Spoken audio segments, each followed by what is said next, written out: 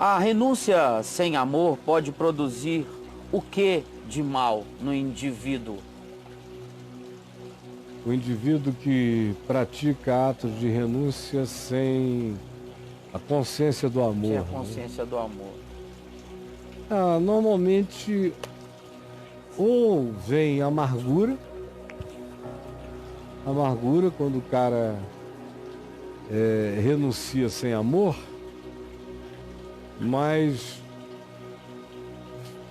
com o acumular do processo de renúncia, se não houver amor, a amargura é inevitável. Caio. É inevitável. Como também o indivíduo que comete, pratica renúncias sem a consciência, sem a decisão consciente de fazer aquilo como um ato, como uma decisão de amor, botando na conta do coisa nenhuma, que o amor põe na conta do nada. O amor não faz barganhas. O amor não busca os seus próprios interesses. O amor faz porque fazer é bem, fazer é bom, fazer é justo, fazer é o que se tem que praticar. É a sabedoria daquela hora. E quem faz com essa convicção não faz querendo retorno, nem barganhando qualquer coisa. Não faz nem por causa do outro. Você renuncia por causa de você. Não é nem por causa dele, a priori. É porque você vai se defender do que, em não havendo renúncia, provocaria conflito, guerra, demanda, angústia, choque, embate. Então, em primeiro lugar, você não está afim de ter razão, você só quer ter, de fato, paz. E por causa de uma consciência que privilegia a paz e a continuidade, você abre mão de razõezinhas imediatas e faz um investimento de sabedoria no outro. Se é com essa consciência de amor, isso faz você crescer, isso te ativa. Ativa dimensões que estavam mortas. Enquanto você não começa a renunciar na vida, tem uma dimensão inteira da tua vida, que é uma dimensão de inteligência e de sabedoria, é uma dimensão de inteligência espiritual. Quando a Bíblia fala de sabedoria, ela está falando de inteligência espiritual. Assim como quando o Novo Testamento fala de evangelho e prática da palavra, ele está falando de inteligência espiritual. Então, se você renuncia com inteligência espiritual e por amor, você vai fazendo síntese, sinapses, aquilo vai se tornando natural.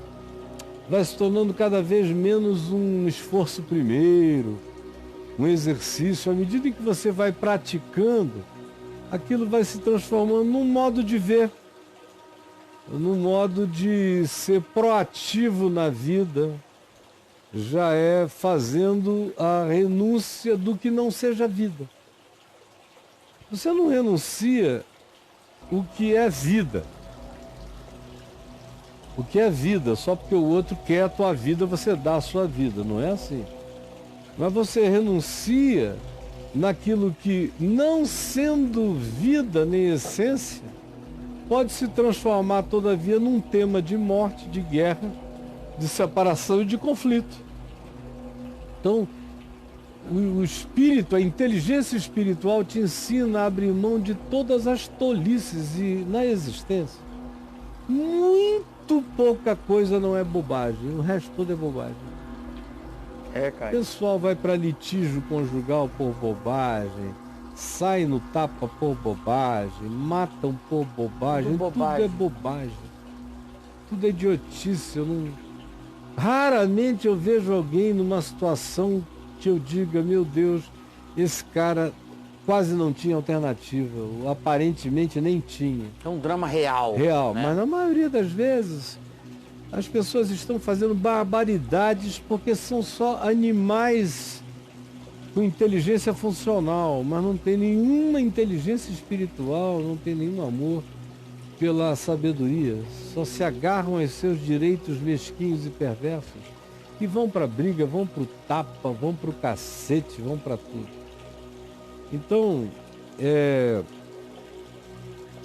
Quando não gera amargura, esse tipo de renúncia, por exemplo, por superioridade moral. Tem gente que diz, eu vou renunciar, mas é para demonstrar a superioridade moral. Superioridade moral. Eu vou renunciar, mas é para mostrar que eu sou grande.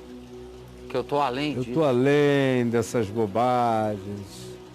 Mãe, enquanto a caravana passa, os cães ladram, aqueles Eu sou caras. nobre. Sou uma E também pessoa os nobre. snobs da piedade fazem renúncias que vão voltar como supositórios de Itu Volta, cara. nos seus devidos lugares de injeção. Então, explode lá dentro Sei. aquela Ninguém segura. bomba de raiva guardada que vai transformar o cara dentro de algum tempo num vulcão. Meu Deus, cara. Aí ele vai partir para cima daquele que foi o objeto da sua renúncia com cobranças. Sim. E o cara vai dizer, ó, você deu porque quis, fez porque quis, renunciou porque quis, me deixa aqui. Vai para lá com a tua amargura. Mas não há nenhuma vantagem em fazer nada que a gente não faça com a consciência do amor. Porque fazer um ato de renúncia sem amor pode até diminuir as consequências do agravo, ou seja, o outro, porque foi objeto da sua renúncia, vira de costa e não puxa mais a arma para vir para a guerra contra ti. Mas se você não fez por amor, você vai ficar com uma vontade enorme de correr com a sua adaga e enfiar nas costas dele toda vez que o vir. Ele vai ser sempre aquele desgraçado por quem você renunciou. De modo que você vai se fazer um mal enorme. Podia se fazer 2 vezes mais mal, que seria não renunciar e ir para a guerra, ferir a ele e se ferir. Tá. Então é um mal menor, mas que todo mundo tem que saber, só é praticado de maneira completamente saudável quando resulta do amor lúcido, da consciência do amor. Que não é sentimento, não é romance, é decisão. É escolha. E é uma escolha de graça que não fica esperando retorno, nem fazendo as contas, nem aguardando a remuneração. Por outro lado, quando você aprende a renunciar, que é uma coisa rara, quanto tempo faz que você não ouve falar em renúncia? Alguém chegar e dizer, não, era meu direito, mas eu renunciei. Quanto tempo faz? Tem muito tempo. Cara, é praticamente algo inexistente, que no tempo da minha avó, do meu avô, era normal. Você falou isso aqui no Papo de Graça, eu comecei a observar. Tem uns 3 meses que você falou isso. Não, tem quase 1 ano Tem não, que eu cara? falei isso, 3? pode escrever renúncia, aí que você vai ver. Eu vou olhar, eu vou olhar. E Comecei a quase não observar tem, isso. quase não tem. Meu pai, uma das palavras que eu mais ouvia na boca de meu pai, da minha mãe, era renúncia. Não, filho, ele não entendeu, o direito é nosso, mas nós vamos renunciar. Porque nós não queremos um problema. Isso já vinha do meu avô, que não era por causa do evangelho, era por causa da sabedoria universal. Que o cara dizia, não, a gente podia, é nosso, a escritura é nossa, o direito é nosso, mas a gente sabe que paz não tem preço, então vamos abrir mão disso e seguir na nossa paz. Hoje em dia, cara, o pessoal está levando a juízo qualquer um por qualquer, sem merreca. E vão brigar e se odiar, ninguém abre mão, uma geração de brutos, de embrutecidos. Conclusão, é uma geração de burros, porque a renúncia é um dos provocadores de inteligência aguda, de inteligência espiritual aguda, é a renúncia. Fantástico. Se você quiser desenvolver inteligência espiritual, faça as renúncias saudáveis para a continuidade da existência pacificada. Mas tem que ser assim. E aí você vai começar a fazer sinapses de uma inteligência espiritual até agora morta em você. E nessa geração é uma inteligência que acabou. Você vê quanto tempo faz que você não vê um político renunciar. Renunciar porque ele fez uma coisa errada. Você sabe que quando eu era menino era normal? O político era apanhado numa coisa errada. Todo mundo já dizia, vai renunciar. No fim do dia ele renunciava. Não é porque tinha pressão de nada não, era ele que não conseguia voltar para casa, olhar para a mulher e para os filhos, tendo feito uma coisa errada, que naquele tempo ainda estava longe de ser o que hoje em dia existe. Mas o cara renunciava. Era um grito de consciência. Era assim uma redenção da consciência. Era um reparo na própria consciência. Era um reparo social, moral, ético, familiar, uma reconstrução do indivíduo, era a renúncia. Hoje não existe mais nada, não existe mais vergonha, como vai existir renúncia? Renúncia existe quando, do ponto de vista básico e medíocre, existe pelo menos vergonha. Mas a vergonha morreu, cara. Quando existe um mínimo de coerência, a gente sabe que os outros estão nos comparando com o que a gente enunciava e estão vendo que nós fomos achados em falta. E aí essa coerência mínima fazia as pessoas renunciarem. Hoje em dia, ninguém está nem aí para coisa alguma. O cara diz uma coisa à tarde, desdiz no almoço, se contradiz nas duas à noite e está tudo certo. E o povo também está tão embrutecido que não está nem aí. Então, quem quiser desenvolver inteligência espiritual superior, tem que aprender o caminho da renúncia nas coisas saudáveis, que são as que promovem a pacificação e a continuidade da vida. Sem cinismo, sem mentira, com sinceridade, mas praticada como um ato de renúncia, sem superioridade, mas como uma decisão de paz. E de ficar livre para as causas e para as coisas que importam nessa vida. Para os bons combates. Você renuncia toda a tralha dessa existência para poder ter energia para combater só os bons combates. Os quais muitas vezes a gente combate também com o poder da renúncia, que vence a obstinação do adversário.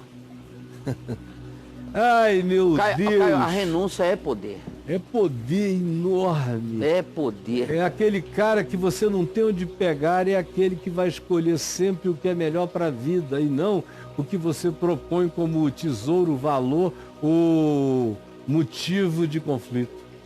Ele não tem onde te agarrar. Quando você pondera e diz, não, deixa ele ficar com esse China, com toda essa louça chinesa, é toda tua. Deus te abençoe. Com esse capital dele. Bom proveito. É verdade. E no dia que é chamado para tomar um chá naquele mesmo aparelho de louça em guerra familiar, você toma com genuína gratidão e bênção. Era seu, mas brigaram tanto que você não quis nem saber. Antes da briga chegar a você, você já doou. Você está largando tudo, amigo. O anel é para deixar e levar os dedos. Fantástico. Larga a porcaria e leva a vida. Jesus chegou a dizer, tem horas que a gente corta o braço ele fala para seguir livre. Membros do corpo. Arranca os olhos para seguir vendo. Isso. Corta os pés para poder continuar andando. Isso, ele fala de amputações. Amputações que trazem benefício. E a gente aqui preocupado com o anel. Né? É tudo muito idiota. Desculpem, amigos. Eu sei que vocês não podem nem entender o que eu estou dizendo. Vocês acham que isso é coisa de otário. Isso é coisa de gente que está interessada na justiça do reino de Deus, que excede em muito a dos escribas e fariseus. E também forma outra mente, a mente de Cristo, faz as sinapses do céu na sua mente. Amém, Caio. Amém. Sinapses do reino de Deus na sua mente. Caio, você aprendeu a renúncia na sua vida pelo exemplo dos seus pais, por conta da época, ou com o Evangelho? Sobretudo meus pais. Na realidade, eu fui prestar atenção no significado de renúncia no Evangelho nos 2 primeiros anos da minha vida de fé por causa das renúncias diárias que eu via, especialmente, quer dizer, papai e mamãe, cada um do seu jeito fazerem. As do papai eram aquelas renúncias mais épicas. A mamãe eram pequenas renúncias do cotidiano esmagador, sofrido, repetitivo, recorrente, muitas vezes abusivo. Sei, cara. De não ter direito a descansar tranquilo, porque tinha crente lá em casa o dia inteiro, como numa rodoviária. Essas renúncias. De não ter direito de contar quem ia comer na mesa. Não, hoje são só 6. Porque podiam aparecer de repente mais 6. Aí vai. Isso aí um dia, um fim de semana, tranquilo. Mas isso durante 50 anos, ou você é feito e desenvolve um outro tipo de sinapse espiritual, de inteligência espiritual, ou você sucumbe, surta e entra em síndrome de burnout antes da hora. Sim. E aí? Caião, sem amor, que bem se pode fazer, então? A gente pode fazer o bem ao próximo, porque o cara não quer saber se você está dando a ele com amor ou sem amor, né? Eu já vi muita gente riquíssima doar milhões de dólares por mês sem nenhum amor. Nenhum amor. Era por causa do marketing limpo, de investir no pobre, você divulgar. Era um negócio. Que a empresa dele era uma empresa moderna, humana, investia em projetos sociais, mas o cara mesmo não estava nem aí. Amor nenhum. Nenhum. Mas os pobres agradeciam. E eu pensava, coitado, ele podia estar aproveitando isso infinitamente. Aproveitando a alegria de, em sendo rico, doar para o pobre. E aproveitando a alegria de doar com alegria, doar com prazer, doar como bênção, doar como quem faz amigos nos tabernáculos eternos. Mas não. Aí é o que Paulo diz, você pode dar os seus bens todos aos pobres, entregar o seu próprio corpo para ser queimado. Mas se você não tiver amor, nada disso te aproveitará pessoalmente. Então, pessoalmente, você não está aproveitando nada, mas o mundo agradece, né? É. Eu, às vezes, vejo uns filantropos aí, que dos seus 100 bilhões, tiram 2, aí doam. Dá uma cutucadinha. Cutucadinha. Aí o mundo inteiro explode. Todas as revistas, todos os jornais. O cara até ganha mais dinheiro pelo ato que praticou. É, faz o por causa filme disso, dele. E agora ele podia estar aproveitando muito mais se ele tivesse de fato engajado. A gente vê, por exemplo, algumas obras sociais. Você vê a pessoa sai de casa, atravessa um oceano, se torna conhecida, tem os meios certos na mídia para se autodivulgar naquele trabalho que realiza, mas é só vaidade. É a vaidade de parecer com o Mandela, com o Gandhi, com o Luther King, com a Madre Teresa. Aí vai. Não é? A própria Lady Di, que fazia isso de maneira tão linda, tão charmosa. Acho que pouca gente fez o bem no planeta com tanto charme quanto a Lady Di. A Lady Di mandou bem. Mas também ela tinha suas ambivalências. Às vezes ela ia fazer o bem lá na África para mandar um recado para o Charles, para um amante de quem ela estava terminando, com quem ela estava terminando. Ou seja, tinha muito uso da mídia mundial para mandar uma mensagem pessoal. Agora os pobres não querem saber. As minas foram tiradas de muitos lugares. Muitas crianças amputadas foram tratadas. E se ela tivesse feito tudo aquilo, como algumas vezes ela fez, ou seja, com o melhor carinho e espontaneidade, aleluia. E houve algumas outras vezes em que ela fez de maneira a perder o bem que ela estava realizando para ela própria, porque estava mandando mensagens particulares, sinais de fumaça através da mídia mundial para figuras particulares a quem ela queria atingir de maneira pessoal. Aí perde tempo, é uma tolice. com ela e com todo mundo que arranje qualquer tapume para esconder a vaidade, a arrogância, a soberba atrás de atos de altruísmo, que acontece toda hora. Aqui no Brasil, hoje em dia, tem umas 2 pessoas que me impressionaram muito bem na chegada, mas depois de um tempo eu comecei a observar e vi que aquele carinho, aquela atenção toda só é dada para gente que pode fazer a coisa que ele realiza ou que ela realiza repercutir.